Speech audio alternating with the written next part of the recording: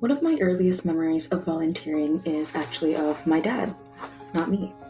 In high school, most of the service events I signed up for were in the evenings, and because I couldn't drive yet, he'd drop me off and wait in the parking lot until I finished.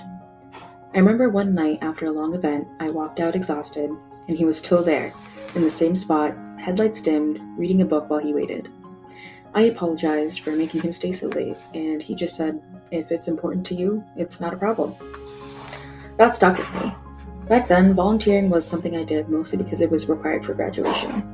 But seeing how much effort he put in just so I could show up made me take it more seriously. It made me want to treat the whole work with importance rather than just completing the hours. I joined Key Club in high school because it was the easiest way to get involved in service. But once I got involved, I genuinely enjoyed it. We had a lot of opportunities that brought us closer to younger students and the community, like running a trick-or-treat station during Halloween for local elementary school kids, helping coordinate our school-wide craft fair, and supporting different activities on campus. By senior year, I felt invested enough to run for the executive board of the club. I wanted to help shape the projects we offered and create new opportunities for people in the club. In this role, I got a lot more involved in organizing both on-campus and off-campus service events.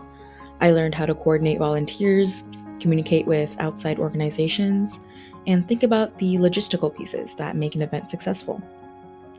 That was also the time that I started volunteering at a medical sorting facility that prepared care packages for the medically underserved areas abroad. I remember being surprised at how much I enjoyed the hands-on nature of that work, organizing supplies, packaging items, and learning about the communities that would eventually receive them. I actually organized an event for our high school club to participate in, which was my first time connecting my leadership role with a project that served a larger purpose. When I transitioned to college, I knew I wanted to keep volunteering, but I wanted to do it in spaces that reflected what I was considering as a career. That's how I ended up volunteering at the hospital here on campus, M Health Fairview. I signed up partly to see if I even liked being in a clinical environment. I wanted to understand what the day-to-day schedule of a hospital felt like beyond just watching it on TV or shadowing occasionally. And even though the 5 a.m. shifts are rough, I've stayed because I genuinely enjoy it.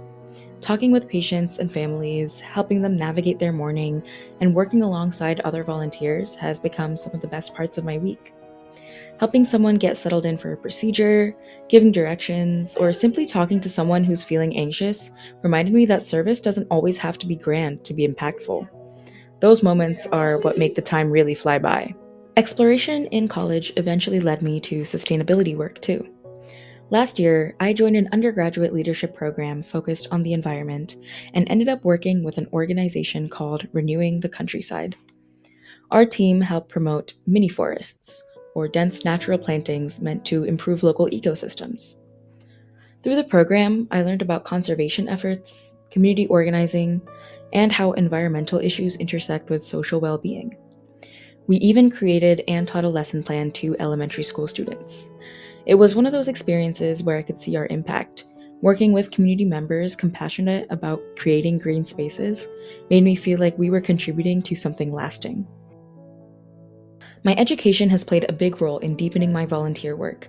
In high school, I wasn't old enough to volunteer in clinical settings, so my opportunities were limited.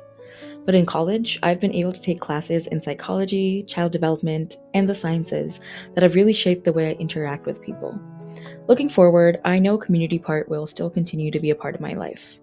In medical school, I hope to volunteer with free student-run clinics so I can continue developing my clinical skills while serving the community. And outside of medicine, I want to stay connected with organizations like Renewing the Countryside and get involved with sustainability groups wherever I end up. I'm not sure exactly where I'll be after graduation, but I know I want to stay engaged with a range of service opportunities that connect me to the communities wherever I go. Another meaningful part of my service journey has been how much it has shaped my sense of identity and responsibility. The more I volunteered, whether in hospitals, classrooms, or community spaces, the more I realized that service wasn't just something I did, it was something that grounded me. It gave me a way to feel connected no matter where I was or what stage of life I was in. It helped me recognize that I thrive in spaces where empathy, communication, and teamwork matter. And it showed me whether I'm supporting a patient before surgery, planting a mini forest, or helping out with a trick-or-treat function, I feel most like myself when I'm a part of something that strengthens a community. That realization has played a huge role in shaping not only my academic and career goals, but the kind of person I want to be moving forward.